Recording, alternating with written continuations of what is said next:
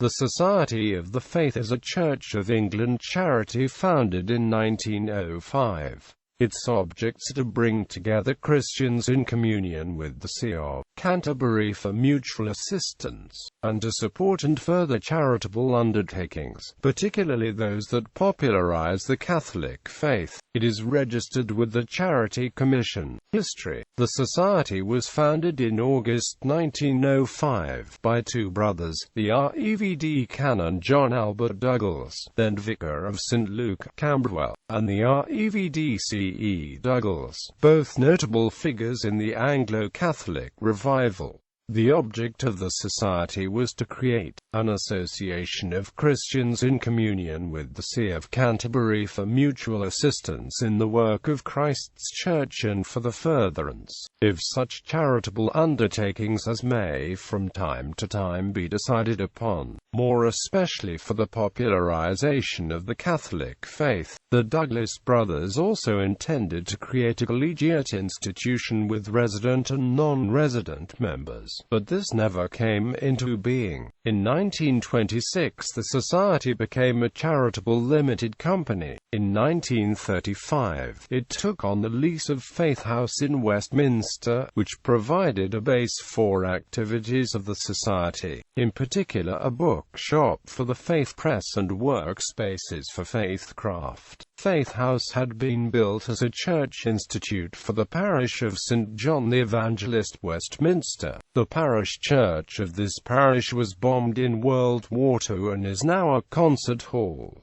Faith Press. The Rev. C.E. Douglas had the idea of encouraging attendance at Sunday school by a system of stamp collecting. The stamps were originally printed in London. Douglas moved the enterprise to Leighton Buzzard in Bedfordshire, where a local printer, Henry Rutherford, began producing the stamps. This was so successful that in July 1907 the Faith Press was founded, at first in a converted cowshed behind a pub, but from 1910 in a converted Bury and Leighton Buzzard. In 1909 the Manchester-based Church Printing Company was taken over by the Society and run as the Manchester Faith Press.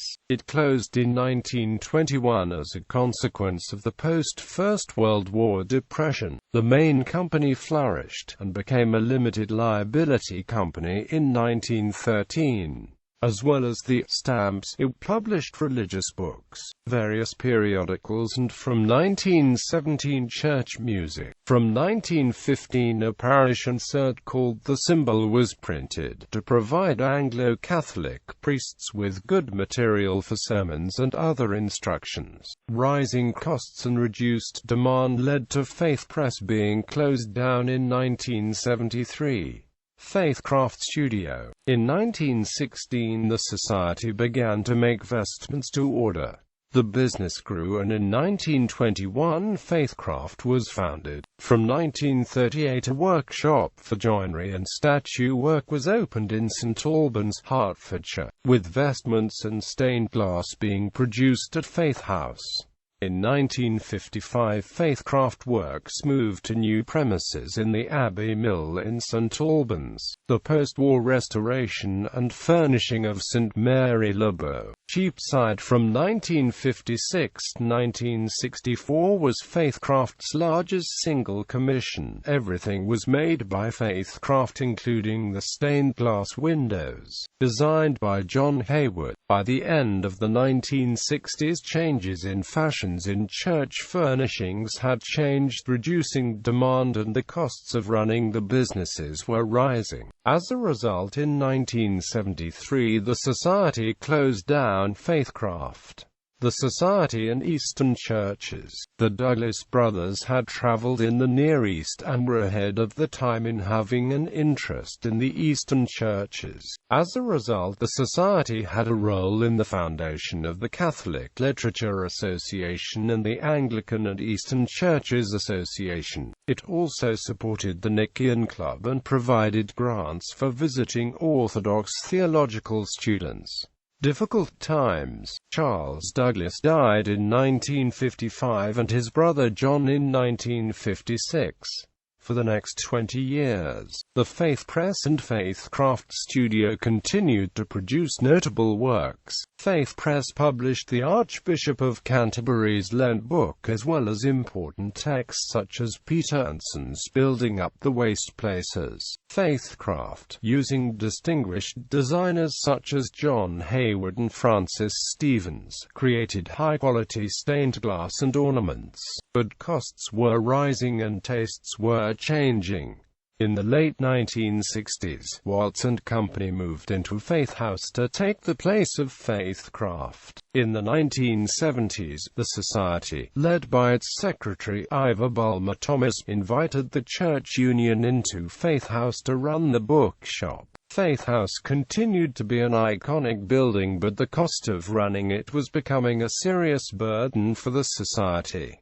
The Society today. By the late 1990s, the Board of Trustees knew that it needed to take urgent action to make Faith House self-financing and to provide income to pursue its objects. It obtained permission from the freeholders to let out the top floor for profit, and, although its main tenant was a charity serving young people in developing countries, the income enabled the Society to restore its finances. With Watts and Company now in the basement, the Society found itself in the position of that unusual phenomenon, a benevolent landlord, fostering good relations with its tenants, which included a bookshop run by SPCK from 2003 to 2006, followed by the St. Stephen the Great Charitable Trust until its closure in April 2008.